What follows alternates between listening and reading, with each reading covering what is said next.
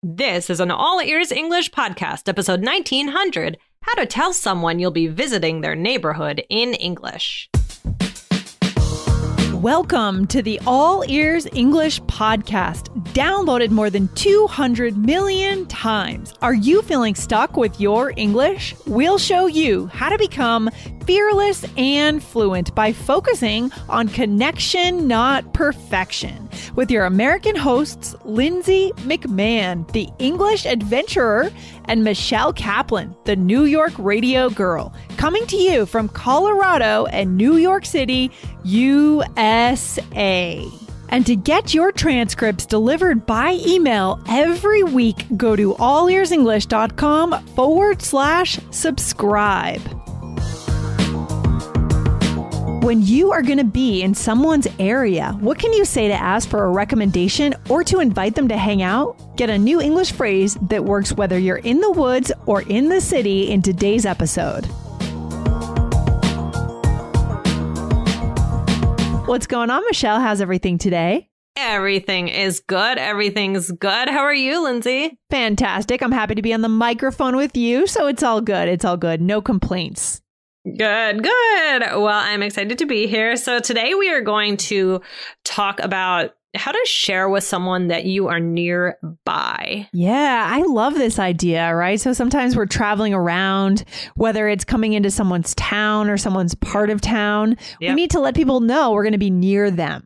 Right. And we can talk about more like why that's useful and things like that. So we're going to teach you, could I say, Lindsay, like, oh, Lindsay, I'm nearby. Yeah, I can say that. You can say that. But what? there are more fun ways to say it. And I know that our listeners are so ready to have many, many ways to express something. Yes. So I think that they'll like this episode. Yeah. So I want to challenge our listeners today. We're going to show you a new way. Right? Nearby is fine. It's a simple direction word. You learned it in your textbook, but today we're going to give you something you didn't learn in your textbook, guys, that kind of can put a little more color, a little more personality into what you're saying. Exactly. And I'm excited about this. And I like this. I thought of it. I thought of this episode because I think used this expression. Oh, nice. Yeah. So I know, I sure use it. I know that. Yeah, I do too. So, all right. So what is it? Okay. All right. Here we go. All right. What it is your neck of the woods. The woods. So does this mean when I say this to someone, your neck of the woods, that means they live in the woods or what? I mean, Lindsay. What does that even mean? Why are we saying woods? That's funny. Yeah. You know what? I don't know. I don't know why we say it, but it's a very common one. It just, it means where someone lives or nearby where someone lives, like their neighborhood. Right. So yeah.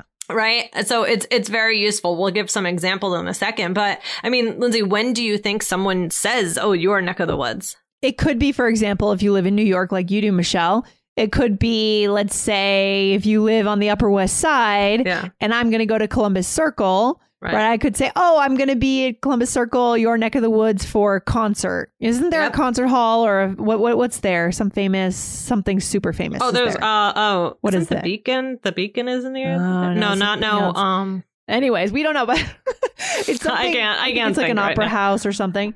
But so you could say, I'm going to be in your neck of the woods. Would you like to meet up for a coffee after the concert? Exactly. Right? Exactly. I think that's a really useful way to start actually saying that you might be able to make plans with someone. Exactly. I love it. So good.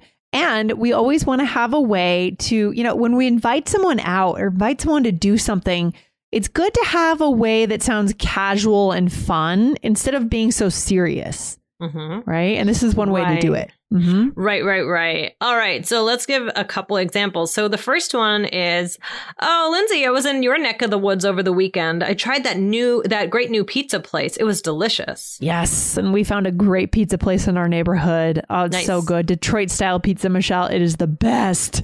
Oh, it's so good. I love it. Yeah. Is that the Hemi pizza? No, it's I'm forgetting the name of it now, but it's very bready. Lots of dough. Lots of bread. And I love that about pizza when not thin crust. I like the thicker Chicago style, Detroit style. Yeah. So, that's good. It's a guilty pleasure that we do on the weekend sometimes. So anyway, side point. Okay, here's another phrase. I'll be in your neck of the woods next weekend if you want to grab a coffee. Very casual and very natural, Michelle. Right. Exactly. Or I just went to the new museum on 3rd Street. That's your neck of the woods, right?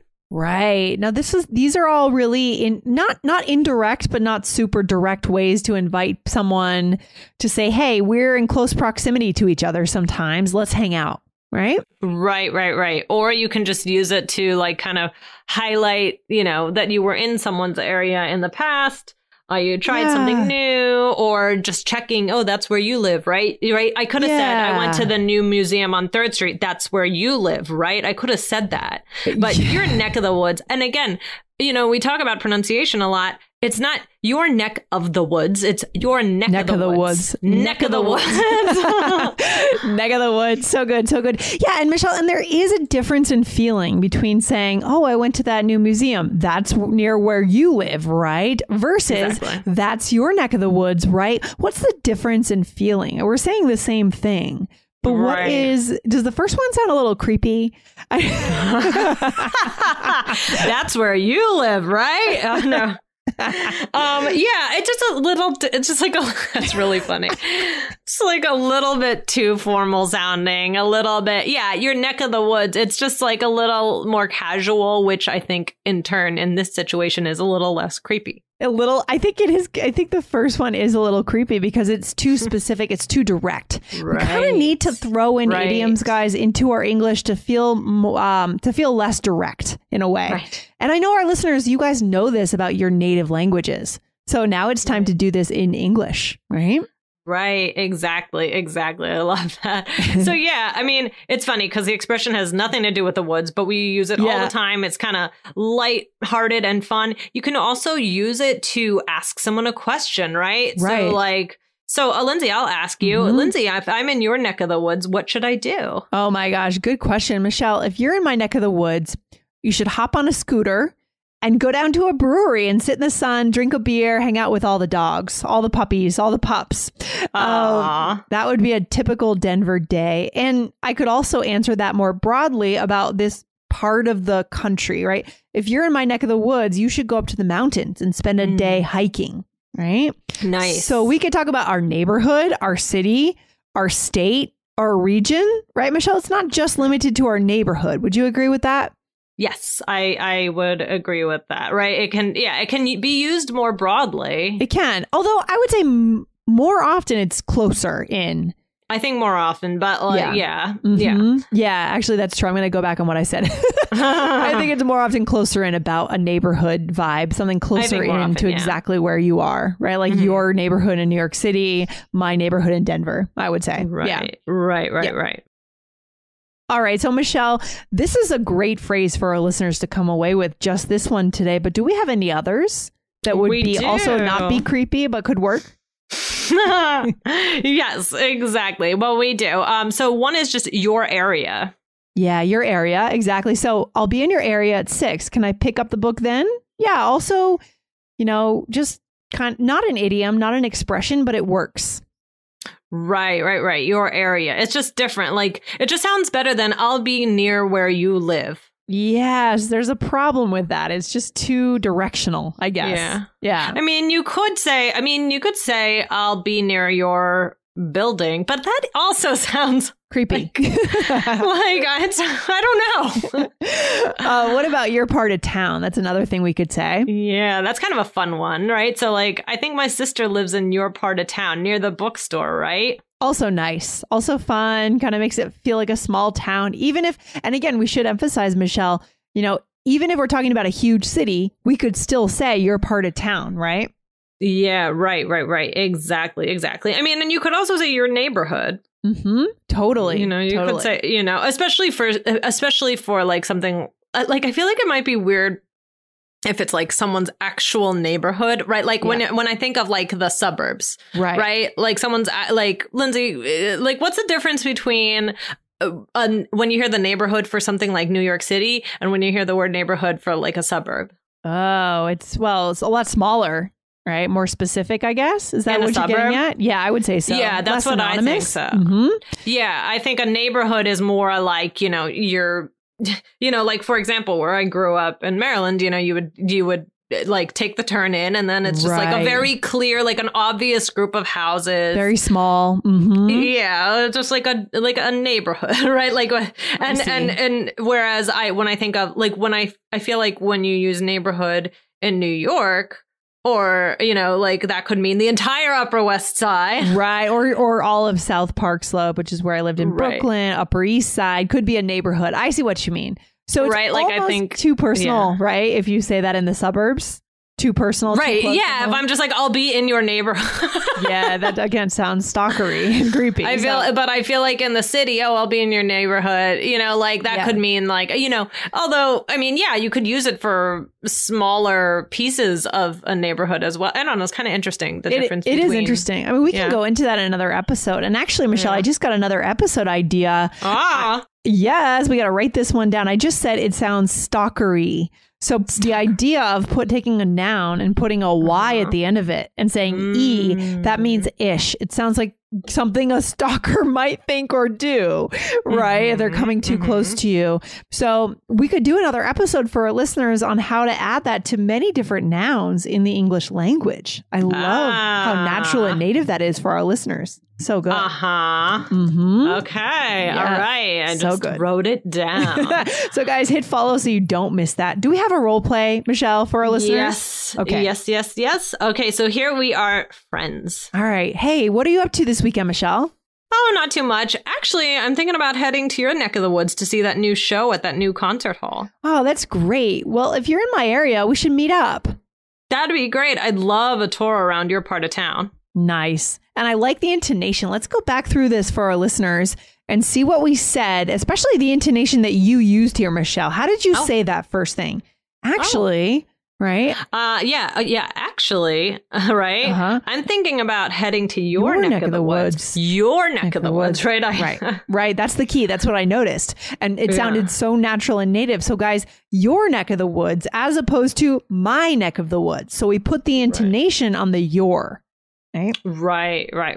Exactly. To your, and I really wanted to emphasize that because you can tell in, that I'm trying to say like, oh, like I wasn't thinking about this, but I realized that I'll be near you. Right. Yeah, exactly. So guys, put your surprise into your words. I like that. Yes, that's so good. Put that sense of surprise and delight into what you're saying so the other person can see, oh, she's excited because she's going to be in my neighborhood. So she wants to meet up. So I want to meet up. Right. And that creates that connection. Good stuff. Yeah. Exactly. And then you said, well, if you're in my area, right? Again, my area. Yep. We should meet up. And then you said, that'd be great. I'd love a tour around your part of town.